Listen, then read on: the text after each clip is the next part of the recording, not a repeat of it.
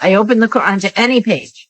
And the first verse my eyes fell upon, you know what it said? If you see a Jew behind a tree, kill him. I slammed the book shut. I threw it on the table. I was very angry. What is this trash you told me to read? I'm Jewish. You know that. When I was a child, my religious education was through the Reform temple. So Reform Judaism is like Judaism light, L-I-T-E. When I came back from Israel, I wanted to really learn what it meant to be Jewish. So I started going to a conservative temple in New York City, which was near my apartment, and I took some classes there. But in those classes, the emphasis again seemed to be on the Jews as people, not on God and not on the relationship between the person and God, their creator. And that's really what I was interested in. So after a while, I stopped going to those classes because it sounded like the same thing I had already learned. And that's not what I wanted. It wasn't what I was looking for. I'm a student at NYU, which means I spent a lot of time in Washington Square Park. One day in Washington Square Park, a very handsome, older African-American gentleman turned to me and said, "Do you believe in God?" And this question was totally out of the blue. So I was like, I just looked at him, and I was like, well, I haven't thought about that for a really long time, like since I was 12 years old. So I have to think about it. But just him asking the question was really enough for me to start focusing more and really thinking about that question. So since I was in the park a lot, and since Mike, this African-American man, was also in the park a lot, I had the opportunity to ask him lots of questions. How do you know there's a God? And he answered as many of my questions as he could. One of the things he said was, well, the universe itself is an open book. This is God's creation, the whole entire universe. So when you see it, this is proof of his existence. I asked him many, many questions. There came a point where he said, your questions are getting more complicated. I can't answer them. Please go and find a Quran and open it to any page, and it will have some answers for you. So NYU, New York University, has a beautiful library. I went into the library. There were many shelves full of Qurans, but I didn't know which Quran to choose. So I just chose a pretty one. The one I chose had a red leather cover and gold gilt writing on it. And, it was very impressive looking. So I did as he told me. I took the Quran. I sat down at a table, the library table. I opened the Quran to any page. And the first verse my eyes fell upon, you know what it said? If you see a Jew behind a tree, kill him.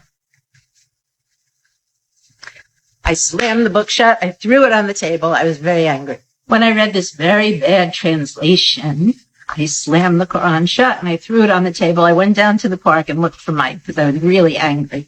And I didn't find him for a couple of days.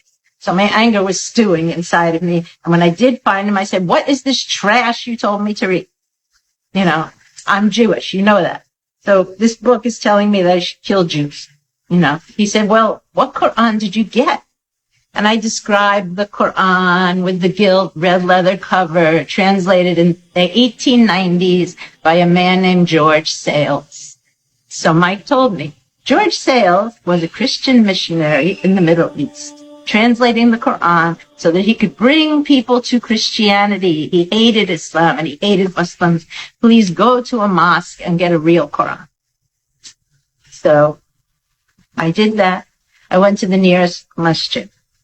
Now, by this time, I knew I should be a little bit modest going to a masjid. So I had a long Indian print dress and had a shawl over my shoulders, and I walked to the masjid. And when I get to the masjid, there's another African-American gentleman. He's standing at the door like this. He's the security guard. And he said, yeah, what do you want here? And I said, I'd like to get a copy of the Quran. And he said, you Muslim? I said, no. But I'm interested. He said, well, you got to cover your head before you go in here. So I took the shawl that was on my shoulders, I put it on my head, right? And I said, okay, now. Then he says, you married? So I knew where this was headed. I said, no, I'm not married. I'm not interested in getting married. I'm interested in the Quran. Can I go inside? So finally he opens the door and I just waited. After a short while, a nice, handsome man came.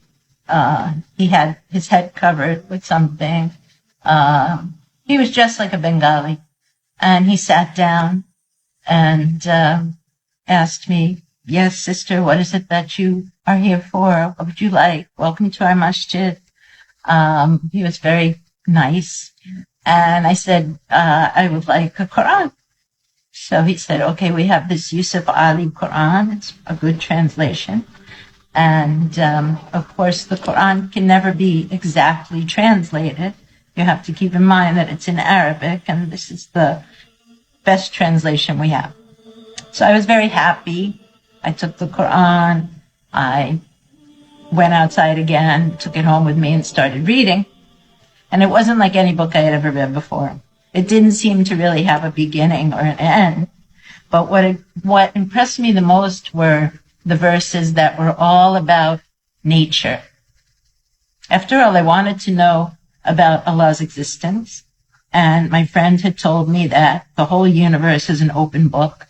And here in the Quran, this open book, Allah subhanahu wa ta'ala is describing his universe and all the things he created. He said, don't you see the stars? Don't you see everything around you and the beauty of it? And the animals that you can eat and that you use for riding and that you get milk from, and the bees that give honey. And all these verses were just very fascinating to me. By reading the Quran, I really did start to believe that, okay, there's a creator, there's a God. He created all these beautiful things. And he started to show me those things very specifically. I asked for a sign, and he gave me signs. The beautiful rings of Saturn, we were just seeing the first satellite pictures. So there are these perfect rings, the perfect shape of a flower, the fact that clouds are different every day and that the sky is different every day. All these things pointed me toward a creator. But I still didn't understand that I had a relationship with this creator. I talked to my friend Mike about it. I said, you know, I have friends, but I still feel very lonely. And I'm wondering if God created me, you know, what is his connection to me? What is his relationship with me? And he said, well, you know, there's a number you can call to ask this question. You can actually call God. I said, oh, come on. What are you talking about? He said, yeah, there's a hotline number. It's 33 33 34. So then he explained that you say 33 times, Subhanallah, which means glory be to Allah. Alhamdulillah, which means all praises to Allah. And Allahu Akbar. And if you say each one of these 33 times, and the last one 34 times, you will feel connected to Allah, like a telephone connection. And I looked at him, I'm like, oh, really? But I decided to try it. And I started doing that. I would be walking to work or walking to school, and I would just start saying, you know, Subhanallah, Alhamdulillah, Allahu Akbar. And it really did make me feel that God was with me. He wasn't far from me. In the Quran, Allah subhanahu wa ta'ala tells us he's closer to us than our jugular vein, than our jugular artery. And we know that if we cut this artery, we will die. So Allah subhanahu wa ta'ala is the life force within us. And I started to feel that. I started to feel more alive because of it. And I started to feel much happier and much more content and protected. Once I started realizing that Allah was my creator and I had a relationship with him, I really wanted to know more. And I needed to know more about Islam, the religion itself. I was gradually learning about Islam. So Muslim students, the MSA, to have a little gathering together. And their imam, who was from Iraq, they were very young. We were all students. He gave me my shahada, and I repeated after him, La ilaha illallah, Muhammad Rasulullah.